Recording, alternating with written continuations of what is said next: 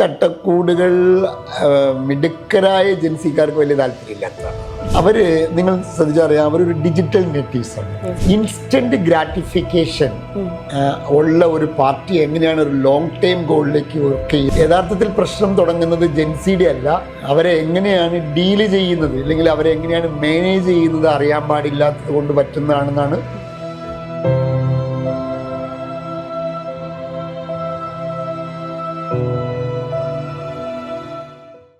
നമസ്കാരം സർ. നമസ്കാരം സർ, പലപ്പോഴും പല ഓൺട്രപ്രണേഴ്സും നമ്മുടെ പ്രോഗ്രാമിൽ വന്നപ്പോഴൊക്കെ ആണെങ്കിലും പറഞ്ഞു കേട്ടൊരു കാര്യമാണ് ഈ ജെൻസി കുട്ടികളെ കൈകാര്യം ചെയ്യാനായിട്ട് ഭയങ്കര പാടാണ് എന്നുള്ള കാര്യം. അപ്പോൾ എനിക്ക് ചോദിക്കാനുള്ളത് ഇതാണ്. ഇപ്പോൾ സാറ് നമ്മുടെ ഓഫീസിൽ തന്നെ കുറേ ജെൻസികളുണ്ട്, അപ്പോൾ അവരെ ഹാൻഡിൽ ചെയ്ത് സാറിന് നല്ലൊരു ഇതുള്ളത് കൊണ്ട് ഞാൻ ചോദിക്കുകയാണ് സർ, ശരിക്കും അവരെ ഹാൻഡിൽ ചെയ്യാൻ ഭയങ്കര പാടാണോ? ഈ ജെൻസി കൊണ്ട് എന്താ ഉദ്ദേശിക്കണേന്ന് ആദ്യം നമുക്കൊന്ന് വിശദീകരിച്ചേക്കാം. അതായത് 13 വയസ്സ് തൊട്ട്, ഇപ്പൊ 2025 13 വയസ്സ് തൊട്ട് 28 വയസ്സിന് താഴെയുള്ളവരെയാണ് നമ്മൾ ജെൻസി എന്ന് ഉദ്ദേശിക്കുന്നത്, അല്ലേ? അവരല്ലേ ഉദ്ദേശിക്കുന്നത്, റൈറ്റ്. ഇപ്പൊ നമ്മുടെ കൂട്ടത്തിൽ, നമ്മുടെ ഓഫീസിൽ എനിക്ക് തോന്നുന്നത് ഒരു 60-70% ആളുകളും ഈ ജെൻസി പെട്ടവരാണ് എന്നാണ്. അവര് പ്രോബ്ലമാറ്റിക് ആണെന്ന് എന്റർപ്രണേഴ്സ് പറയുന്നതോട് ഒട്ടും യോജിക്കാത്ത ഒരാളാണ് ഞാൻ. കാരണം അത് നമ്മുടെ ഓൺ എക്സ്പീരിയൻസ് ആണ്. നമ്മുടെ വീട്ടിൽ എൻ്റെ മകനൊരു ജെൻസിയാണ്. എൻ്റെ ഓഫീസിൽ ജോലി ചെയ്യുന്ന 70% മുകളിലുള്ള ആളുകളും ജെൻസിയാണ്. പക്ഷേ അവർ ചെയ്യുന്ന ഒരു അവരുടെ ഒരു പെർഫോമൻസും അവർ ചെയ്യുന്ന ഒരു കോംപ്ലിമെൻ്റ് എന്ന് പറയുന്നത് വലിയ കാര്യമാണ്.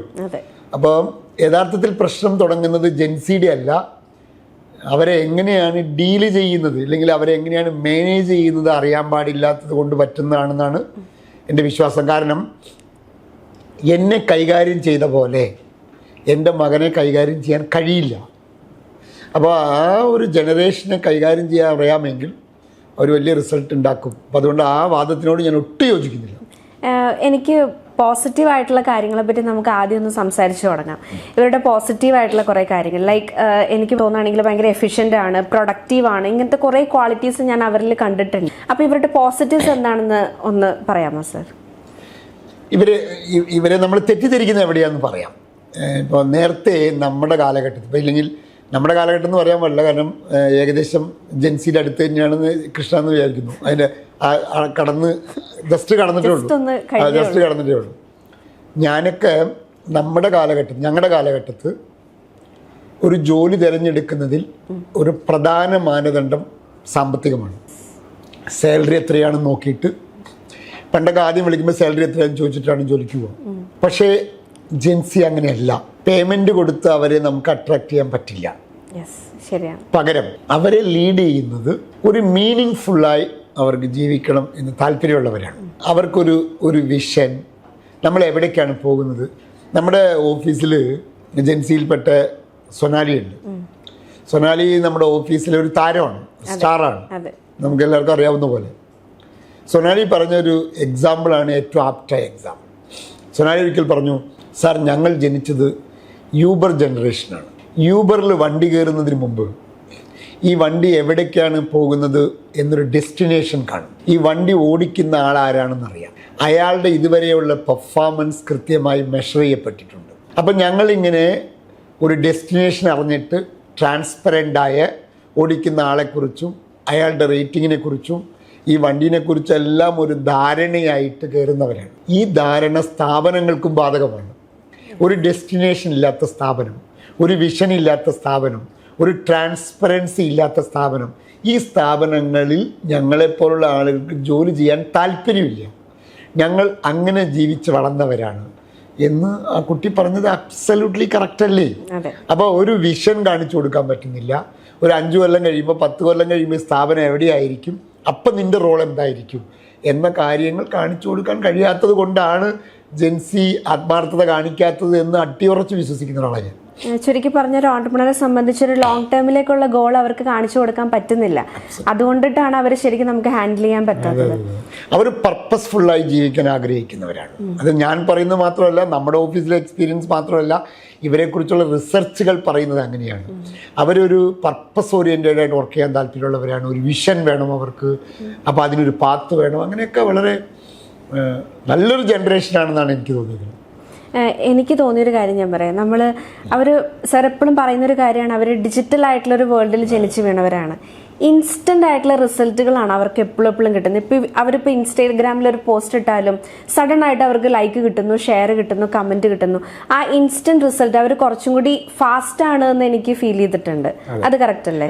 ശരിയാണ്. അതിൽ തെറ്റിദ്ധരിക്കാനൊരു സാധ്യതയുള്ളത്, ഇൻസ്റ്റന്റ് ഗ്രാറ്റിഫിക്കേഷൻ ഉള്ള ഒരു പാർട്ടി എങ്ങനെയാണ് ഒരു ലോങ് ടൈം ഗോളിലേക്ക് വർക്ക് ചെയ്യുക എന്ന് നമ്മൾ പറയും. ഞാൻ അതിന് ഇവർക്കുള്ളത് ഇൻസ്റ്റന്റ് ഗ്രാറ്റിഫിക്കേഷൻ എന്നല്ല, പകരം ഇവർക്ക് ഇപ്പോൾ ഒരു ലോങ് ടൈമിലേക്ക് നമ്മളൊരു ഗോൾ സെറ്റ് ചെയ്താൽ പോലും ഇവർക്ക് ഇപ്പം നടക്കുന്ന ഓരോ കാര്യങ്ങളെയും മെഷർ ചെയ്ത് അതിനെ സെലിബ്രേറ്റ് ചെയ്യാൻ താല്പര്യമുള്ളവരാണ് എന്നാണ്. ഇപ്പോൾ 5 കൊല്ലത്തെ ഗോൾ നമ്മൾ സെറ്റ് ചെയ്തു, ഇപ്പോൾ അതിൻ്റെ ചില സാധനങ്ങൾ അച്ചീവ് ചെയ്തു, അതിലൊന്നും നമുക്ക് വലിയ സന്തോഷമില്ല, കാരണം നമുക്ക് വലിയൊരു സാധനം നമ്മളെ ലീഡ് അങ്ങനെ പോകുന്നവരായിരുന്നു എന്നെപ്പോലുള്ള ജനറേഷൻ. പക്ഷെ ഇവർക്ക് അങ്ങനെയല്ല. നിങ്ങൾ 5 കൊല്ലത്തെ ഗോളൊക്കെ സെറ്റ് ചെയ്തോളൂ, പക്ഷേ ഇപ്പം ചെയ്യുന്നതിന് ഇപ്പം കിട്ടുന്ന റിസൾട്ടിനെ ഇപ്പം നമുക്ക് സെലിബ്രേറ്റ് ചെയ്യണം എന്നതാണ്. കാരണം അതുകൊണ്ടാണ് അവർ ഒരു പോസ്റ്റ് ഇട്ടാൽ എത്ര ലൈക്കായി, ഇല്ലെങ്കിൽ എത്ര പേര് അത് ഷെയർ ചെയ്തു എന്ന കാര്യങ്ങളെല്ലാം അവർ നോക്കാൻ കാരണം അവർക്കൊരു സാധനം ഇട്ടാലും റിസൾട്ട് കിട്ടണം, ആ റിസൾട്ട് വിസിബിൾ ആയിരിക്കണം, ആ റിസൾട്ട് മെഷർ ചെയ്യപ്പെടണം. അത് നല്ല കാര്യമാണെന്നാണ് ഞാൻ കാണുന്നത്. അപ്പോൾ അതിനെ അവരുടെ ലോങ് ടൈം ആ ഗോളുമായി ലിങ്ക് ചെയ്ത് കൊണ്ടുപോകാൻ കഴിയുമെങ്കിൽ ഇവർ വല്ലാത്തൊരു അസറ്റാണ് നമുക്ക്. എനിക്കൊരു കാര്യം ചോദിക്കാനുള്ള, നമ്മൾ ഈ ലീഡേഴ്സ് പലപ്പോഴും ഇവരുടെ മേലെ ഉള്ളവർ അവരെ പലപ്പോഴും ഓണ്ടർപ്രണേഴ്സ് പറയുന്നതാണ് എല്ലാത്തിനും ചോദ്യം ചെയ്യും.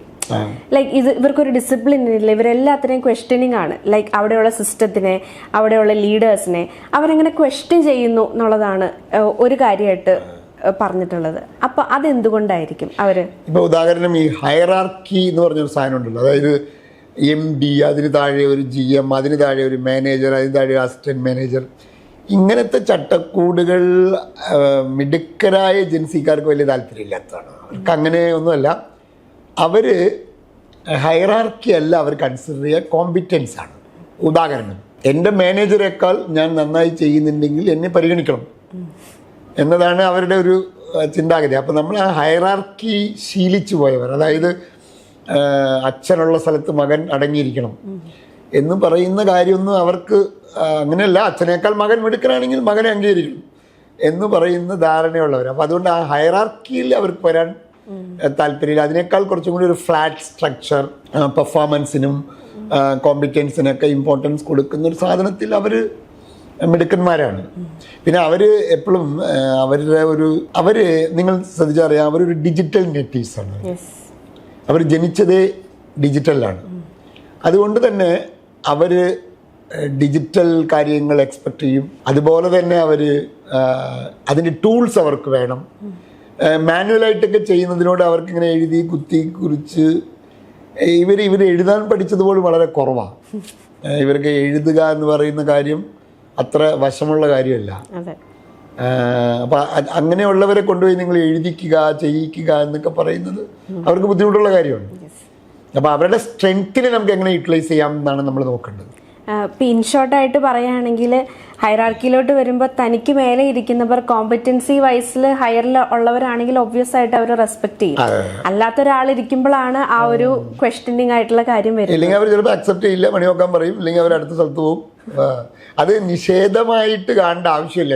അതിനൊരു ഓരോ ജനറേഷനും ഓരോ പ്രത്യേകതയുണ്ട് അല്ലേ? അപ്പോൾ ആ പ്രത്യേകതയെ അംഗീകരിക്കുകയും എന്തുകൊണ്ടാണ് ഈ ജെൻസിയുടെ കാര്യം ഇത്ര നമ്മൾ ചർച്ച ചെയ്യണമെന്ന് ചോദിച്ചാൽ, നമ്മുടെ ഈ ജനറേഷൻ അവരാണ്. ഇവിടെ മെജോറിറ്റി ഒരു സ്ഥാപനത്തിലെ ജോലി ചെയ്യാൻ എനർജിയുള്ള കൂട്ടറാണ്. അപ്പോൾ അവരെ നമുക്ക് ഡീൽ ചെയ്യാൻ കഴിഞ്ഞില്ലെങ്കിൽ നമ്മുടെ സ്ഥാപനത്തിൽ മുന്നോട്ട് കൊണ്ടുപോകാൻ ഭയങ്കര സ്ട്രഗിൾ ചെയ്യില്ലേ?